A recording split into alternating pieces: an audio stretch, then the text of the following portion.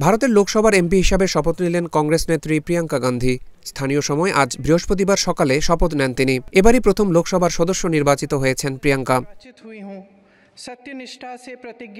ভারতীয় সংবাদ মাধ্যম এনডিটিভি জানায়, স্পিকার ওম বিড়লা ও অন্যান্য পার্লামেন্ট সদস্যদের উপস্থিতিতে প্রিয়াঙ্কা লোকসভায় শপথ বাক্য পাঠ করেন। প্রিয়াঙ্কার শপথ গ্রহণের সময় লোকসভার গ্যালারিতে কংগ্রেস সভাপতি মল্লিকার্জুন খার্গের সঙ্গে ভাই রাহুল গান্ধী ও স্বামী রবার্ট ভদ্রা উপস্থিত ছিলেন। ভাই রাহুল গান্ধীর ছেড়ে দেওয়া আসন থেকে উপনির্বাচনে বিজয়ী হন প্রিয়াঙ্কা। রাহুল দুটি আসনে বিজয়ী হয়েছিলেন। এপ্রিল-মে মাসে অনুষ্ঠিত ভারতের লোকসভা নির্বাচনে কেরালার ওয়ায়নাড ও উত্তরপ্রদেশের রায়বেরেলি আসন থেকে নির্বাচিত হন রাহুল। এরপর ওয়ায়নাড আসনটি ছেড়ে দিলে সেখান থেকে প্রিয়াঙ্কা উপনির্বাচনে প্রার্থী হন। গত 13ই নভেম্বর অনুষ্ঠিত ওই নির্বাচনে জয়ী হন তিনি।